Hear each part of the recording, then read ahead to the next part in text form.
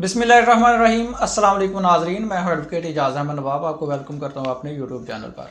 नाजरीन, आज intra party election की पटिशन जो अकबर एस बाबर साहब ने की थी उस पर हो गई है हियरिंग मुकम्मल। फैसला हो गया महफूज। ये फैसला कब सुनाया जाता है और महफूज क्यों हुआ है, इसका मुनासिब टाइम क्या है और इस पर फैसला आने वाला क्या है। अगर इंट्रा पार्टी इलेक्शन कालअदम करार दिए जाते हैं तो क्या बल्ले का निशान पाकिस्तान तहरीक इंसाफ के पास रहेगा या नहीं, इस वीडियो में मैंने आपको वो बताना है। और इसके साथ ही साथ में इद्दत पीरियड में जो निकाह का केस है उसमें भी जेल ट्रायल का ऑर्डर कर दिया गया है, जो कि नाकाबिल समात करा दिया गया है। ये मैं आपको बताना है। और ओपन ट्रायल हो रहा है या नहीं ये तो आप सब जानते हैं। उससे पहले मैं आपको बताता चलूँ कि शेर अफजल खान मरवत साहब को आज रिहा करने का चौधरी शहराम सरवर जस्टिस की तरफ से ऑर्डर जारी कर दिया था श्योरिटी बॉन्ड जमा करवाने के एवज।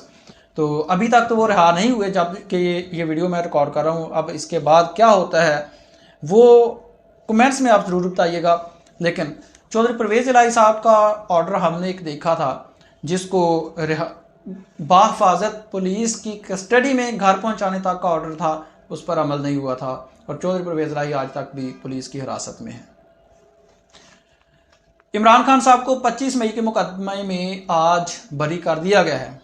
25 मई का मुकदमा, याद रखें 9 मई का मुकदमा नहीं, 25 मई 2022 के मुकदमे में बरी कर दिया गया है।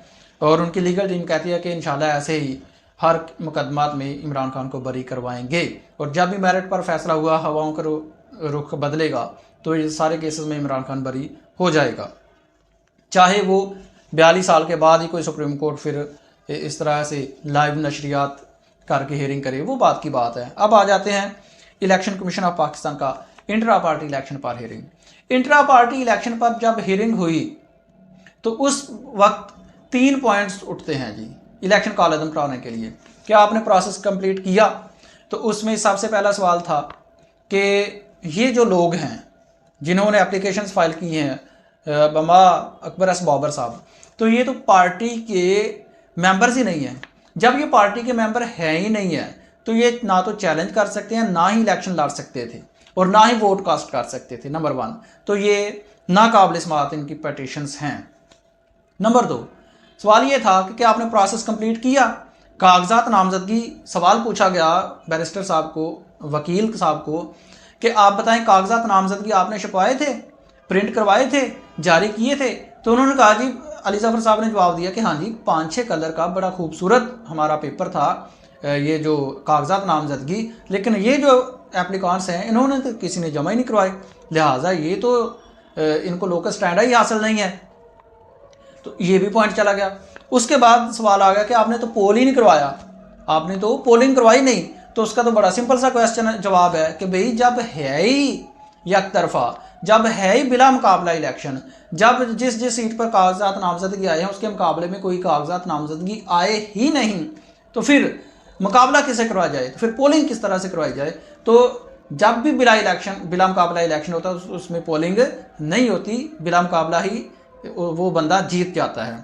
ये तो आज की हियरिंग की समाअत थी।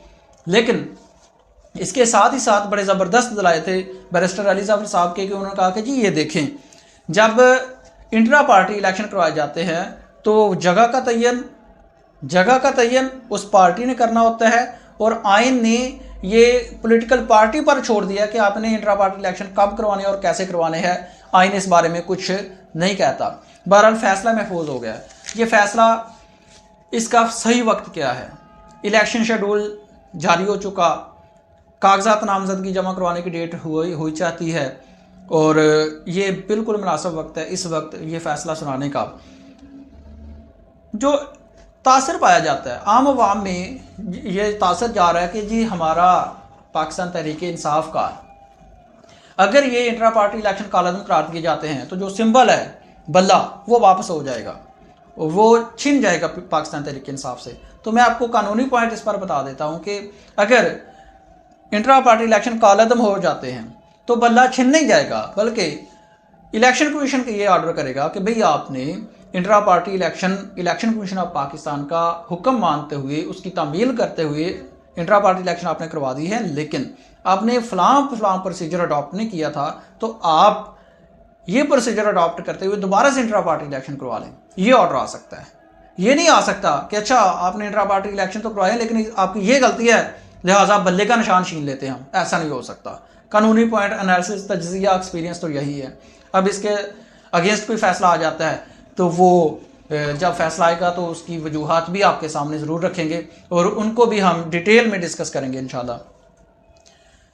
तो अब आ जाता है कि इद्दत में निकाह का केस। इद्दत में निकाह के केस में आज फिर से जेल ट्रायल का रोज हो गया है और उसमें यह कहा गया कि ओपन जेल ट्रायल होना चाहिए। ओपन ट्रायल किसी महफूज मकाम पर बमा जेल, तो ज़ाहिर सी बात है वो जेल में जाएंगे, लेकिन ये इमरान खान के हक में यूज़ होता है।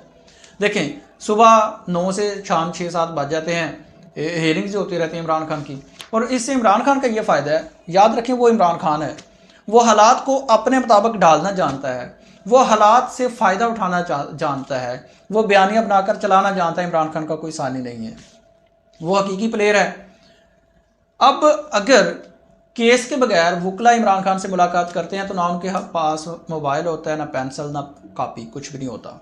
जब ये जेल में जाके कोर्ट लगती है तो वकला और इमरान खान इकट्ठे बैठे होते हैं, फुल ब्रीफ केस की फाइल उनके हाथ में होती है, कापी पेंसिल उनके हाथ में होती है, वाफर मिकदार होती है, घंटों के हिसाब से टाइम होता है। इमरान खान वहाँ पर डिटेल्ड मुलाकात भी करते हैं, हदायत लेते भी हैं, हदायत देते भी हैं, और जो जो मशवरा करना होता है पॉलिटिकल लीगल वो सारे के सारे हो जाते हैं। तो इमरान खान को इसका होता है फ़ायदा। बहरहाल इलेक्शन कमीशन ऑफ पाकिस्तान ने ये फैसला कर लिया, कल इलेक्शन कमीशन ऑफ पाकिस्तान फ़र्द जुर्म भी आयद करने जाएगा और इद्दत में निकाह का जो केस है वो भी जेल में चलेगा। मैं आपको बता देता हूँ ये भी तोशाखाना प्लस ट्रायल होंगे और इनमें भी इमरान खान को फिर सज़ा सुनाने के चांसेस हैं, क्योंकि जिस तरह से ट्रायल चल रहे हैं और हालात नज़र आ रहे हैं। बहरहाल मेरिट पर क्या फ़ैसला होता है ये तो जज साहब ने करना है। अब CNIC ब्लॉक करने की खबर भी आई है जी आज दिन में कि CNIC ब्लॉक कर दिए गए जी 18 मेंबर्स के पाकिस्तान तहरीक इंसाफ के। हमाद अजहर उनमें शामिल है, आलिमीन गंडापुर, ये क्या नाम है इनका, मुराद सईद साहब, और इस तरह के मियाँ असलम, तो इनके जी 18 मेंबर्स के CNIC ब्लॉक कर दिया नादरा के। बाद में शाम को ये भी खबर आई कि नादरा ने ये जो CNIC मनसूख करने वाली, ब्लॉक करने वाली खबर है, इसकी तरदीद कर दी है। मैं आपको लीगल पॉइंट इस पर बताना चाहता हूँ कि ये जो लोग हैं ये सिर्फ कानून की नज़र में इश्तिहारी हैं, ये पाकिस्तान के शहरी हैं। जब तक ये पाकिस्तान के शहरी हैं इनके ID कार्ड ब्लॉक नहीं हो सकते, सिर्फ इश्तिहारी हैं। इश्तिहारी का मतलब ये होता है कि ये बंदा इश्तिहारी है, जब ये जहाँ पर नज़र आए इसको पकड़ लिया जाए, क्योंकि ये इश्तिहारी हैं। जब ये पाकिस्तान के शहरी हैं और इनके ID कार्ड एक्सपायर नहीं हो जाते तो इनको ब्लॉक नहीं किया जाता। बहरहाल अगर ब्लॉक करना भी है किसी भी सूरत में तो उसका एक पूरा का पूरा प्रोसेस है।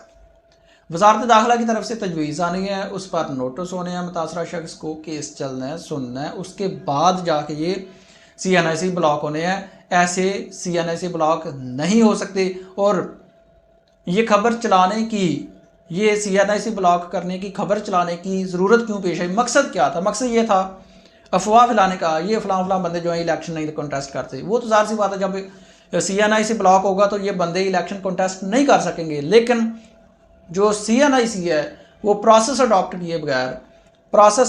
किए बगैर ब्लॉक नहीं हो सकते। इसके साथ ही साथ मैं आज छोटी सी बात करता चलूँ कि रात को जब पाकिस्तान तहरीक इंसाफ ने वर्चुअल जलसा किया, तारीख में पहली बार वर्चुअल जलसा किया और वर्चुअल जलसा भी कामयाब तरीन किया, तो उस वक़्त इंटरनेट डाउन था, स्लो था। उसकी वजूहत जानने के लिए आज एक खबर ये भी आई कि कमेटी बनाई गई है कि क्यों इंटरनेट डाउन था। तो अब तक की जो सिचुएशन है तब तक वजह मालूम नहीं हो सकी है कि इंटरनेट जब वर्चुअल जलसा हो रहा था, पाकिस्तान की तारीख का पहला और बड़ा जलसा, उस वक्त तक इंटरनेट स्लो और डाउन होने की रीज़न अभी तक सामने नहीं आ सकती है। कमेंट्स में आपने ज़रूर बताना है कि क्यों इंटरनेट डाउन था। शुक्रिया।